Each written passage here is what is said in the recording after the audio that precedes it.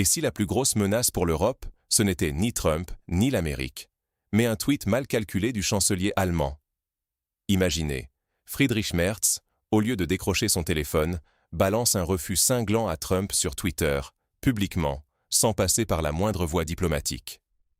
En face, Trump exige que l'Europe vienne éteindre l'incendie qu'il a lui-même allumé au Moyen-Orient, et attend, presque comme un dû, que Berlin et ses voisins payent l'addition. Les deux dirigeants jouent à la roulette russe avec la stabilité européenne, comme si les retombées ne les concernaient pas. Mais pendant qu'ils s'envoient des piques dignes d'un chat d'ado, l'Allemagne s'isole, fragilise toute l'Europe, et met en jeu notre sécurité, notre économie, notre avenir. Comment un simple tweet peut-il coûter des milliards et bouleverser l'équilibre du continent? Pour comprendre l'ampleur de ce qui se joue, revenons sur le contexte et les choix récents de nos dirigeants. Les États-Unis sollicitent une aide, l'Europe hésite, mais l'histoire ne s'arrête pas là.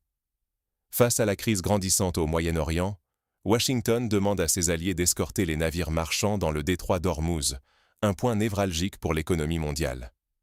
Mais voilà, au lieu d'engager un vrai dialogue, le chancelier allemand se contente d'un tweet laconique pour annoncer que l'Allemagne ne participera pas à la guerre. Ni appel, ni discussion, ni compromis.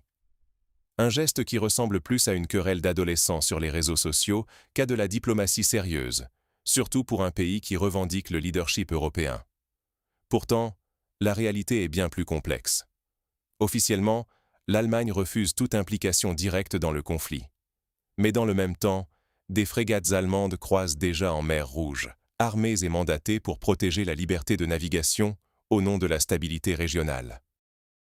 Ignorer ou minimiser ces paradoxes, c'est exposer l'Europe à des risques sécuritaires et économiques majeurs. Mais cette posture officielle cache en réalité une situation bien plus ambiguë. L'Allemagne dit non, tout en étant déjà sur le terrain. Officiellement, Berlin refuse d'impliquer son armée dans certains conflits, mais la réalité est tout autre. Des frégates allemandes patrouillent déjà la mer Rouge dans le cadre de la mission Aspides. Leur objectif ? Protéger le commerce maritime et, surtout, les câbles sous-marins qui relient l'Europe à l'Asie.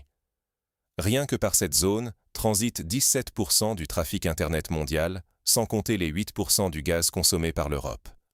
Autrement dit, c'est la colonne vertébrale numérique et énergétique de tout le continent qui est en jeu.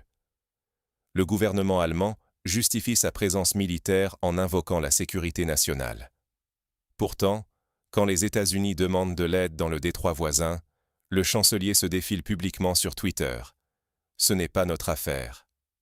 Alors, qui croire? Soit le chancelier ment maintenant, soit il mentait lors du vote pour le mandat Aspides. Dans les deux cas, c'est la crédibilité de l'Allemagne qui vacille dangereusement. Et pendant que la diplomatie s'enlise dans ses contradictions, le malaise social et économique explose à l'intérieur du pays. Dans les rues allemandes, le malaise est palpable, et la voix de l'industrie tire la sonnette d'alarme. Regardez, transports à l'arrêt dans tout le pays, aéroports fermés, trains, bus, métros paralysés dans 4 länders majeurs, dont Berlin, Munich et Hambourg. Les syndicats réclament des hausses de salaire, mais le dialogue est bloqué. Résultat, 445 vols annulés, des dizaines de milliers de voyageurs coincés et une impression de paralysie totale. C'est le cœur économique de l'Allemagne qui s'essouffle. Matthias Müller, ex-PDG de Volkswagen, n'hésite plus à comparer la situation au système d'assistanat de la RDA. Selon lui, le pays glisse vers une dépendance croissante des citoyens envers l'État, et sans réforme concrète, c'est un déclin économique inédit qui se profile. Les industriels appellent à repenser l'isolement de certains partis et à revoir le financement des associations qui vivent de l'argent public. L'image d'une Allemagne stable et leader en Europe vole en éclats. Si rien ne change, c'est bien la prospérité future qui est menacée. Et si finalement, les faiblesses de l'Europe n'étaient pas seulement internes, mais structurelles? L'ancien patron de Volkswagen prévient « Rester sur le même modèle, c'est foncer dans le mur ». Quand Herbert Müller parle, ce n'est pas de la rhétorique d'opposant, c'est un constat venu du cœur de l'industrie allemande. Il accuse l'Union européenne d'être trop fragmentée pour rivaliser avec la Chine ou les États-Unis. 27 pays incapables de s'unir. Ce n'est pas un bloc, c'est un attelage ingérable. Müller propose donc un noyau dur autour des grandes puissances européennes, Allemagne, France, Pologne, Royaume-Uni, pour bâtir enfin quelque chose d'efficace. Pendant que les politiques s'accrochent à un système dépassé, les industriels anticipent déjà la suite. Ignorer la nécessité d'un nouveau modèle, c'est risquer que l'Europe finisse marginalisée, impuissante face aux géants mondiaux, et que ses citoyens en paient le prix fort. Chômage, perte d'influence, régression sociale. Mais la vraie facture de cette crise ne sera visible que lors du prochain choc international. La prochaine fois que l'Allemagne appellera à l'aide, qui répondra? Ce qu'on oublie trop souvent, c'est qu'un simple tweet, une petite déclaration mal calibrée, peut coûter infiniment plus cher qu'une poignée de frégates envoyées au large d'Oman.